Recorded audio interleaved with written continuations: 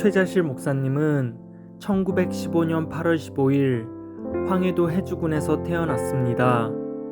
그녀는 6살 때 아버지를 잃었고 삭바느질로 생계를 꾸려나가던 홀어머니 밑에서 어린 시절을 보냈습니다. 그러던 어느 날 친구의 전도를 통해 천막 부흥회에 참석하게 되었는데, 그 부흥회는 한국교회 부흥 역사에 큰 획을 그으신 한국의 무디 이성복 목사님이 강사였습니다. 그녀는 이성복 목사님에게 큰 영향을 받아 신앙을 가지게 되었으며 불교 신자였던 어머니까지 교회로 인도하게 됩니다. 그녀의 어머니는 새벽 기도를 빠지지 않으시고 다녔으며 평생 하나님만 의지하는 삶을 살아가게 되었습니다. 최자실 목사님은 신자가 되면서 어머니에게 효도를 하고 싶은 마음도 커졌다고 합니다.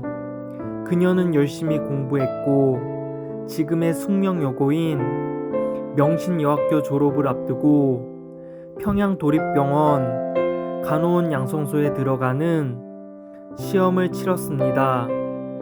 그 당시 그곳은 경쟁률이 아주 높은 곳이었지만 그녀는 열심히 공부하며 또 기도하여 그곳에 합격하게 됩니다. 그녀는 열심히 일하면서 가정을 돌보았고 환자들도 사랑으로 간호했습니다. 그 당시 최자실 목사님은 위대한 신앙인 한경진 목사님이 담임으로 있던 신의주 제2장로교회에 다니고 있었고, 같은 교회의 김창기와 26살 때 결혼을 하게 됩니다. 결혼 전까지 최자실 목사님은 착실한 신자였으나 결혼 후 남편이 교회에 잘 나오지 않고 세상 일에 빠져 살게 되자 최자실 목사님도 2딸과 2아들을 키우면서 신앙생활을 등한시하게 되었습니다. 최자실 목사님은 결혼 후 서울에 내려와서 살게 되었는데, 성냥공장과 비누공장을 운영하면서 크게 성공을 거두게 되고 사업 규모도 전국으로 넓혀가게 되었습니다. 그녀의 삶은 부를 축적하는 것에만 초점이 맞춰져 있었고 신앙은 밑바닥까지 떨어지게 됩니다. 딸 덕분에 신앙인이 된 최자실 목사님의 어머니는 밤마다 금식하며 딸이 돌아오게 해달라고 기도를 거르지 않았습니다. 세상 속에서 남부러울 것 없었던 최자실 목사님에게 시련은 거대한 파도처럼 그녀의 모든 것들을 집어삼켜 버립니다. 1953년 기도의 어머니가 69세에 소천하게 되고 열흘 후에 맏딸도 교통사고 후유증으로 세상을 떠나게 됩니다. 자신을 위해 항상 기도해 주던 어머니와 눈에 넣어도 아프지 않을 자녀를 동시에 잃게 된 것입니다. 전국적으로 확장했던 사업은 완전히 무너져 버렸고 전 재산이 날아가 버리고 심장병이 발병하여 모든 것을 잃게 됩니다. 이러한 상황들은 자연스럽게 가정불화로 이어졌고 빚쟁이들은 계속해서 압박을 해오면서 최자실 목사님은 감당할 수 없는 고통 속에 버틸 수 없어서 삶을 끝내기로 결심하게 됩니다. 그녀는 자살을 결심하고 독약을 사서 북한산으로 올라갔습니다. 하지만 약을 먹으려고 봉지를 꺼내는 순간 약봉지가 날아가 버려 자살에 실패하고 다른 방법으로 거듭 자살을 시도했지만 끝내 이루지 못하고 그곳에서 놀라운 경험을 하게 됩니다. 자살을 시도했던 것 부근에서 한 목사가 부흥회를 인도하고 있었는데 그가 바로 이성복 목사님이었던 것입니다. 30년 전 친구의 전도로 처음 만났던 목사님을 그곳에서 다시 만나게 된 것입니다. 그녀는 이성복 목사님의 집회에 참석하게 되었고 그곳에서 큰 은혜를 받게 됩니다. 그리고 자신이 예수님을 잊고 살았던 지난 삶들을 회개하기 시작했습니다. 자살하기 위해 올랐던 그곳이 놀라운 새 삶으로 나아가는 길이 되었던 것입니다. 그녀는 산에서 내려온 후 이성복 목사님을 찾아갔습니다. 이성복 목사님은 그녀에게 순복음 신학교에 들어갈 것을 권유하고 최자실 목사님은 순복음 신학교에서 조용기 목사님을 만나게 됩니다. 그녀는 신학교 시절부터 조용기 목사님과 한 팀을 이루어 전도와 기도를 함께 해나가며 서로 의지하여 신앙생활을 이어갔습니다. 최자실 목사님과 조용기 목사님은 방학 중에도 학교에 나와 철야하며 기도를 했고 그들은 신앙을 그저 학문으로 여기지 않고 진짜 하나님의 사람이 되려고 노력했습니다. 최자실 목사님은 기숙사 생활을 하면서 밤새 철야 기도를 했고 시간만 나면 노방 전도를 쉬지 않았습니다. 그녀의 첫 번째 사역은 아이들을 대상으로 시작하였습니다. 때묻지 않은 아이들을 전도하기 위해 그녀는 온 동네를 돌아다니기 시작했습니다. 마을에 다다르면 아이들을 불러 모아놓고 사탕을 나누어 주며 찬송가를 가르쳐주고 성경 말씀을 가르쳤습니다. 그리고 헤어지기 전에는 빼먹지 않고 아이들을 한 명씩 껴안고 안수 기도를 해주었습니다.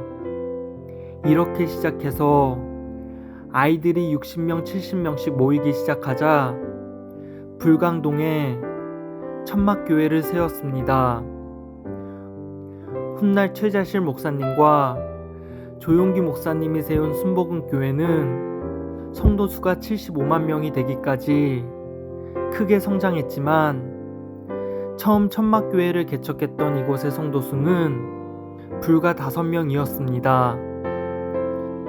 최자실 목사님, 조용기 목사님, 그리고 최자실 목사님의 딸 김성혜와 아들 김성광, 그리고 우연히 비를 피해 왔던 한 할머니를 포함 총 5명으로 출발하게 된 것입니다.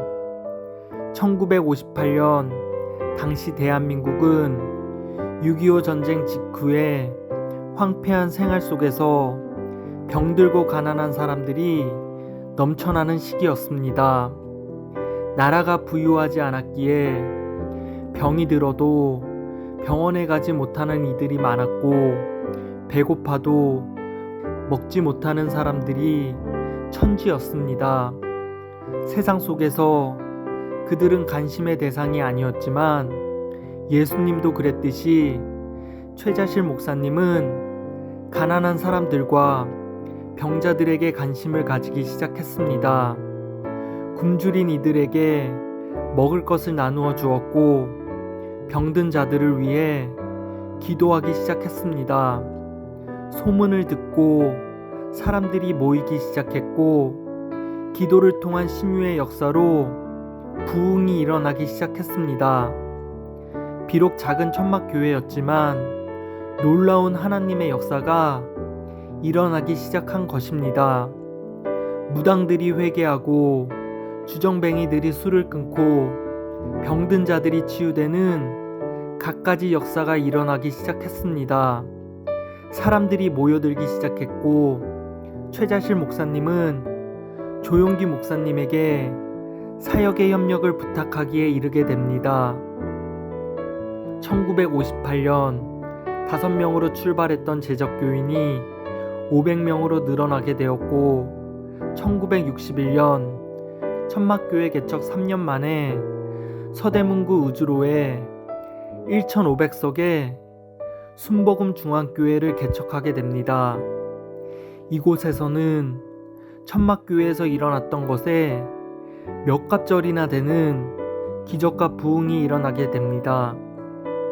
조용기 목사님의 불같은 설교와 최자실 목사님의 강력한 치유 사역은 동서남북 사방에서 사람들이 구름대같이 몰려들게 했으며 사람들은 회개하고 하나님을 믿기 시작했습니다. 이후 순복음 중앙교회는 동북아시아 세계 선교대회를 주최하는 등 최자실 목사님의 사역은 국내에 머무는 것이 아니라 세계로 뻗어나가고 있었습니다. 서대문 순복음 중앙교회는 성도수가 폭발적으로 늘어나기 시작했고 교회를 이전한 지 3년 만인 1964년에는 성도수가 3,000명이 되었습니다. 반가운 일은 그뿐만이 아니었습니다. 다음 해인 1965년 3월 1일 조용기 목사님은 최자실 목사님의 딸인 김성애 사모와 결혼을 하게 되어 축복은 배가 되었습니다. 그 후 최자실 목사님과 그녀의 사위 조용기 목사님은 주일 예배를 3번으로 나눠서 했음에도 불구하고 성도수가 10,000명을 초과함에 따라 더 이상 성도들을 모두 수용할 수가 없었습니다. 따라서 교회는 새 성전 건축을 위한 부지를 찾기 시작하였고 이때 조용기 목사님은 하나님으로부터 기도의 응답을 받고 최자실 목사님과 함께 여의도에 새로운 성전을 건축하게 됩니다.